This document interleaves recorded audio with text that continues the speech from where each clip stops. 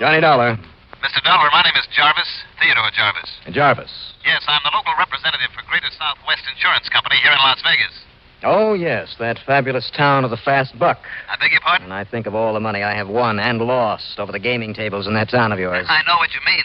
Tell me, how's the weather there in Connecticut? The weather? Yes. Well, cold as a... why do you want to know about the weather? Well, it's so nice and warm and comfortable here. Be a nice change for you, wouldn't it? Well, of course it would. I hate this cold weather. But unless you have some insurance matter that you want me to investigate... It's a matter of the utmost importance, Dollar. Can you fly out here right away? Sure, why not? Good. On, one condition. What's that? That you'll guarantee me the time and a chance to drop a fishing line in Lake Mead or, over in Lake Mojave. Dollar, that's exactly what I want you to do. You want me out there to go fishing? To go fishing, among other things. Yeah, like what other things? Mainly just to go fishing. Oh, sure. With a very beautiful and a very charming young lady. Is that so? Who also happens to be very, very wealthy. Mm-hmm. Well, Jarvis, you make this sound more attractive every... Now, wait a minute. Is this some kind of a gag? I'm absolutely serious. Well? On expense account? Practically unlimited. Well, that does it, Jarvis. I'm on my way.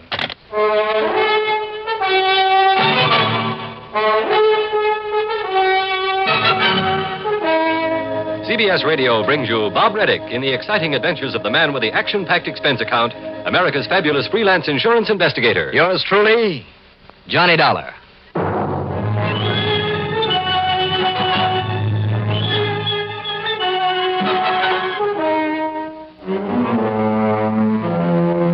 Expense account submitted by Special Investigator Johnny Dollar to the Greater Southwest Insurance Company, Las Vegas office. Following is an account of expenses incurred during my investigation of the very fishy matter.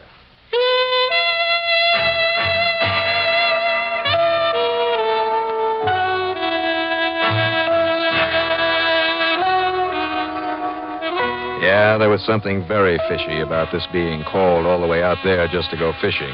There had to be. But after all, it would give me a chance to get away from the freezing weather here in Hartford. And who knows? Maybe I would have a chance to wet a line in Lake Mead or Mojave. So item one on the expense account is $170.40 for a nighttime flight to Los Angeles. Item two is $21.10 for the plane that dropped me off in Vegas shortly after breakfast the next morning. Item three, $4 even for a cab into the office of Theodore Jarvis on Fremont Street. Ted was in his mid-30s, but a mite too serious about his job. You want to talk about it right here in the office, Dollar? Well, why not?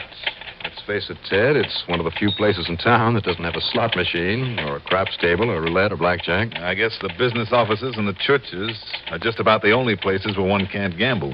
Fortunes are won and lost every day here in Las Vegas, Dollar. Yes, I can believe that. Which is one of the reasons you're here. Oh, I thought it was to go fishing. It is. Because of the Birdwell fortune. I should say because of Miss Lisa Birdwell's fortune. Is that the young, attractive, charming... Yes, that's the girl I told you about over the phone. You'll love her, Dollar. Better than fishing? I beg your pardon? Well, first you dragged me out here on the promise of some good fishing. Exactly. Now it sounds as though you want to throw me into the arms of some doll. Both. I don't get you. I said both. She is a doll, and I want you to go fishing with her. Where? On Lake Mojave, about 90 miles south of here. Great. Oh, you're familiar with it? Oh, I know it like the back of my hand. Ted, I can take you to more good spots to pull in lunker bass on that lake. Excellent. Only, stop being so vague. Tell me what this is all about. Lisa Birdwell. Lisa Birdwell. Mm-hmm. Until a few months ago, she was a school teacher up in Salt Lake City. A school teacher? That's right. And living and working among the good people of the Church of Jesus Christ of Latter-day Saints. That's the Mormon church. Yes, I know. Go on, Ted. Well, she was very much interested. Seriously considered joining that church, devoting her life to the kind of service they stand for. That is, until her father died and left her some money. How much? You see, Lisa was his only blood relation. How much, Ted? Oh, $10,000 or $12,000. 10 or 12, huh? Mm-hmm. Well, I thought you said she was rich. I thought... All right. Go ahead. Being free from family ties for the first time in her life, being young and beautiful, she decided to take some time off and have herself a little fling. On $10,000? Yes. Until... Until what? Until, in the course of her travels, she happened to land here in Vegas, where suddenly one night she discovered what a roulette wheel is for. Oh. Knowing nothing whatsoever about the game, she calmly proceeded to run up one of the biggest scores on record. She what? She walked out of that casino with something over $400,000. No kidding. And, incidentally, that is the last time she ever gambled. A smart girl. Mm-hmm. Instead, she bought herself a little ranch out near the edge of town and took her foster brother. That's her only living relative. His name is Tony Birdwell. Yeah. Took him along to sort of manage the place. And now, well, she's just making the most of life. Enjoying it to the fullest. Who wouldn't? When she isn't taking in the winter sports at the Charleston Mountains, some 35 miles northwest of here, she's fishing Lake Mead or Mojave in her yacht. Yacht on one of those lakes? Prettiest 52-footer you ever saw. Right now, she has it down on Lake Mojave. Well, beautiful yacht, beautiful girl, lots of money. Let's go fishing. Exactly. But why? I mean, from your standpoint. Because of that foster brother. Because if anything happens to her, he'll get everything she has. Her money, the ranch, and some $120,000 of insurance. Are you trying to say you think he'd kill her for it? He himself? Never. He's not man enough. Well, then what? But have somebody else do it for him? Yes. Okay. Who? That's what I hope you can find out for us, Johnny. Before it's too late. That's why you've got to get down to Lake Mojave right away. Why? Because Tony has already arranged for Lisa to be murdered.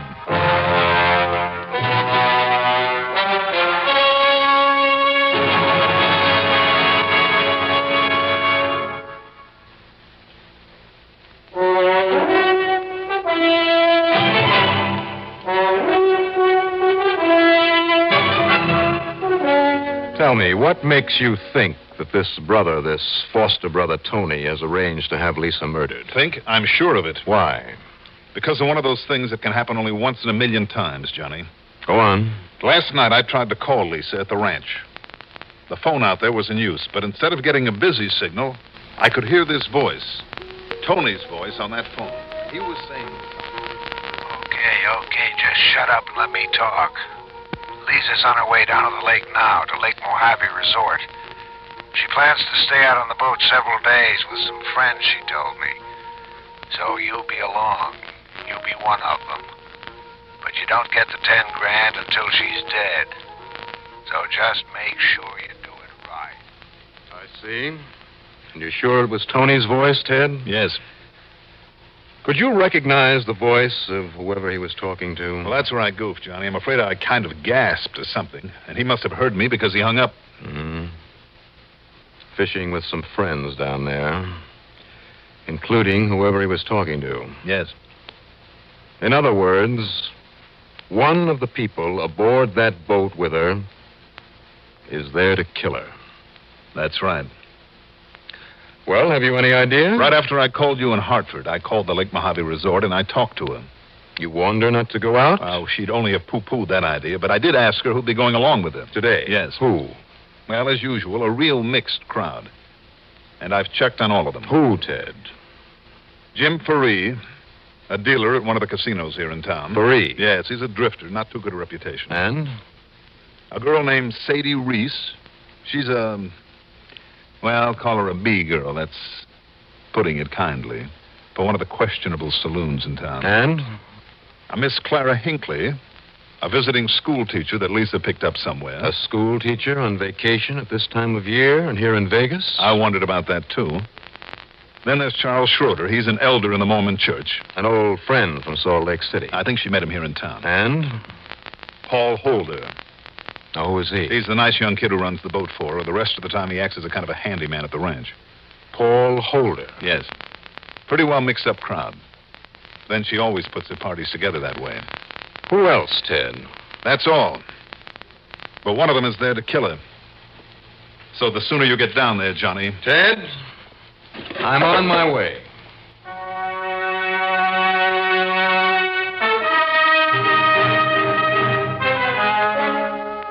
Item 4, the usual $50 deposit on a rental car. I burned up Highway 95 through Henderson, Boulder City, and Searchlight, and then cut east on 77 to Davis Dam. There, I turned north the 3 miles to Lake Mojave Resort. My old friend, Ham Pratt, general manager of the resort, was in his office down over the dock. And as always, when I told him what my job was, Ham offered 1,000% cooperation.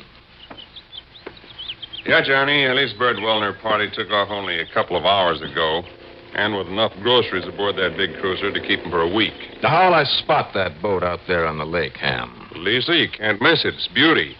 All 52 feet of it. No other cruiser that big on the lake. And she uses that for fishing? And for living on when she's here, she and her friends. Any idea where she might have headed? Probably up toward the big basin, 10, 12 miles up. Okay, then. And she always does a lot of fishing in the big coves on this side of the lake below the basin. Right, then. That's where... Oh, wait a minute. Yeah, Johnny? Are those people with her? Yeah. There's Jim Faree and Sadie Reese. You can have them both for my money. Miss Clara Hinckley. Well, she's a school teacher, like Lisa used to be. Yes, I know. And a Charles Schroeder. Understand he's an elder in the Mormon church. And they are all with her. Yeah. When did they get here, Ham? Bill came last night, shortly after she did. And who of them got here last? Well, as far as I know, they all came about the same time after dinner. Well, and that's no help. Except for Paul, of course. Paul Holder. Yeah, he's the nice kid that works on her ranch, comes down here to run the boat for her. Yeah, so I understand. I didn't see him arrive, so must have been well after midnight. I see. Okay, Ham, I'll need a boat. Well, I got one tied up to the dock with a 40-horse motor on it you can use. Also a flock of fishing tackle. Have my outfit. Welcome to it. And I need a nice string of fish. Oh? Yes. Well, that's easy. Is it? Your pal Buster Favor has a bunch of lunkers in the live box tied up under the dock. Then let's go.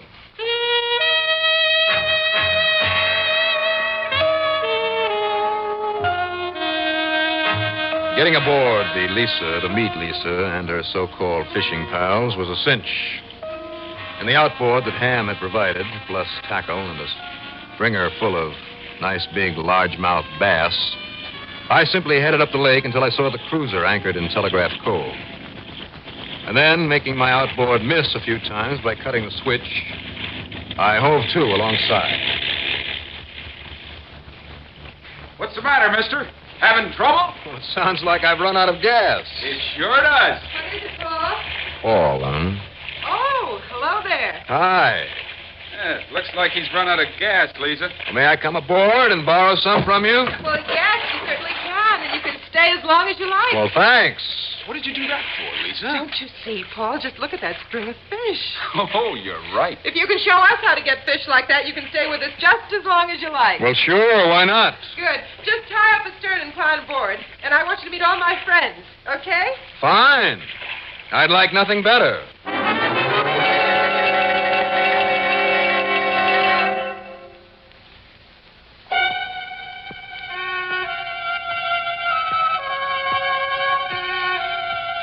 I spent the rest of the day there aboard Lisa's cruiser, telling Paul Holder where to anchor over some of my pet fishing spots. Luckily, they all paid off. And Lisa, even prettier and more charming than I'd thought, insisted that I stick around as long as they stayed on the lake. Good. This gave me the chance I wanted to see and talk to every one of her party. If possible, to pick out the person aboard who was there to kill her. And what a motley crew. Suppose I give you a rundown on them. Well, first, there was Paul Holder, the ranch hand skipper, a small, thin fellow in his early 20s with a freckled face and a friendly smile. Almost too friendly? No, maybe I was misjudging him. Maybe. There was Jim Faree, the gambler, tall, dark, suave, and good-looking. And I had no doubt that he'd do exactly what he said he'd do. Sure, Johnny. I'd kill my own mother for a prize. You think I'm kidding? As for Sadie Reese, well, what a cheap dame like this was doing aboard a yacht. Oh, I said sure, Lisa, as long as my good-looking friend Jim here is along. Bait up my hook for me, will you, Jimmy?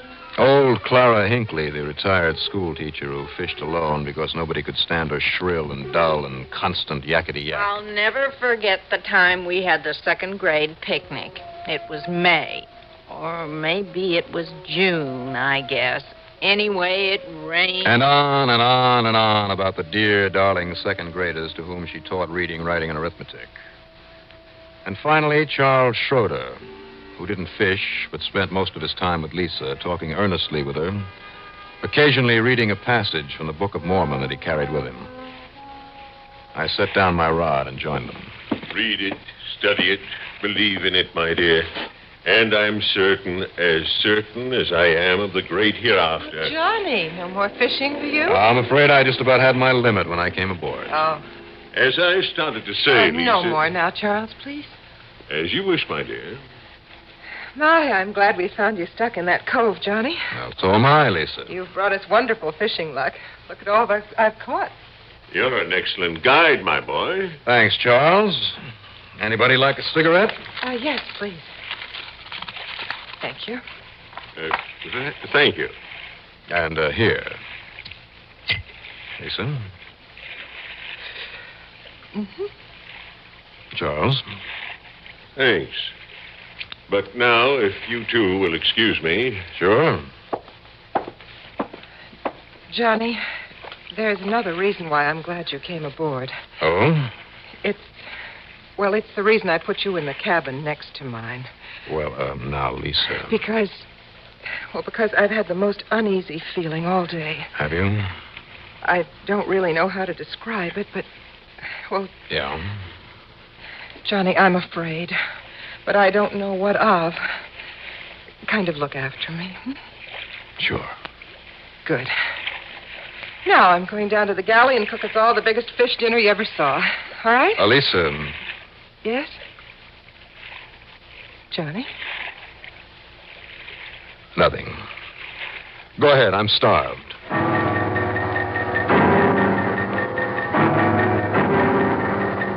By the time dinner was over, it was late. We were tired, so we all went to our respective cabins and hit the sack. Except for me. After waiting a while for things to quiet down, I tapped on Lisa's door. And without really telling her why, I made her switch cabins with me. In her bunk, then, I put a dummy. And then quietly took a blanket up on deck, laid it out by the anchor hatch up forward, and waited. But I had overestimated my ability to stay awake, and I slept like a log. But not for long. What? And by rolling over, I'd caught the darn blanket on a cleat. By the time I could tear it loose and then get on down below, they were all gathered in front of Lisa's cabin. Look! Look, somebody come in here and shot her. Somebody killed her. Did they say they... Lisa, you're okay. Lisa! But look! Well, that's a dummy in your bunk. That's right. Lisa, my dear. Thank heaven you're all right. Yes, Charles. Yeah, but who did this? Who did it? That's a good question, Paul. I tell you this, we'll never get him. Him? What? He stole your boat, Johnny. Took off in that boat of yours. Well, how could he, Jim? It was out of gas. Only it wasn't, Paul. What do you mean? I only used that as an excuse to get on board. What? I don't understand. Paul, make us a pot of coffee. And we'll all sit down and talk this over. In other words, my real reason for coming on board this boat was to protect Lisa from what almost happened. I see. Private eye, huh? An insurance investigator, Jim, looking out for a client. More coffee, Sadie? Sure, baby. Johnny. Yeah, I can use some more of that, too. Paul, maybe you better make some more. It's already on, Lisa. Charles? Thank you, yes. All right. Now, this murder was attempted by one of us here in this cabin. Wait. What? By the one complete phony among us. But your boat was stolen. No, Jim. It was cut loose by somebody in this cabin to throw the rest of us off the track. Maybe. Did you hear the motor on it? Well, no. All right, then. Now, Jim, it's obvious, I think, that you're what you say you are, a gambler with a fast eye for a buck. And you probably have a record, don't you? So what? Now, had this murder been gotten away with, you'd be the number one suspect, wouldn't you? And now you look and here. Sadie? Well, there's nothing phony about you. Now, what do you mean by that, Johnny? Well, let's not go into that. Miss Hinckley, Well, certainly we can eliminate you. Really, Mr. Dollar? As for you, Paul... Now, you look here, Johnny. Just keep your shirt on. Yeah, but if you're trying to say that... All I said was there's a phony among us. And there he is. Are you looking at me, young man? Johnny. Why not, Charles? After all, you're it. You don't know what you're talking about. Shall I prove it? You have proof? All I need. I see. Stand back there, all of you. And is that the gun you used on that dummy thinking it was Lisa? Yes. Yes, and it's reloaded. There's a bullet for every one of you. I see. More coffee, Charles? What'd I do, mister? Sorry I broke that pitcher on. Nice work, Paul. Johnny, how did you know? An elder of the Mormon church, huh? And he accepted and smoked a cigarette out there on the deck this afternoon? Why, yes, he did. But Mormons don't smoke. That's right. And they don't drink coffee. They don't take a stimulant of any kind.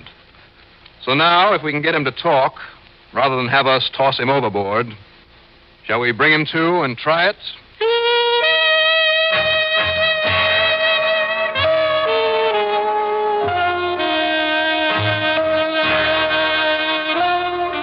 Well, he talked all right. Plenty. And of course, he implicated Lisa's foster brother, Tony. So now it's all up to the courts. Expense account total, including a couple of days of good fishing with Ham Pratt and then the trip home, $245.50. Yours truly, Johnny Dollar.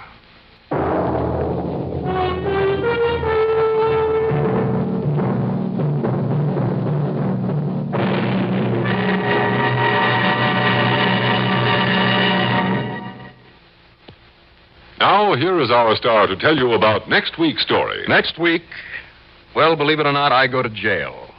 Fact. And I don't mean just to pay someone a little call. No, I get thrown into the clink, and for what, I have to admit, is plenty good reason. And then, believe this or not, I engineer a highly unsuccessful jailbreak. Which means, in the end, that luck was with me. Because if the break had succeeded, I wouldn't be around to tell you about it. Join us, won't you? Yours truly, Johnny Dollar.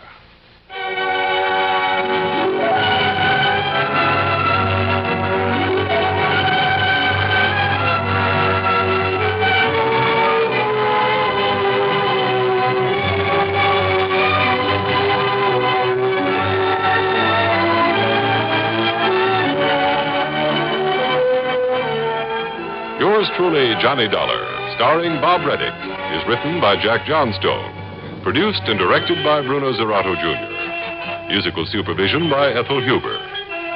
Heard in our cast were Mandel Kramer as Ted, Terry Keane as Lisa, Jim Bowles as Ham, Danny Acco as Charles, Bill Mason as Paul, Joan Loring as Sadie, and Robert Dryden as Jim.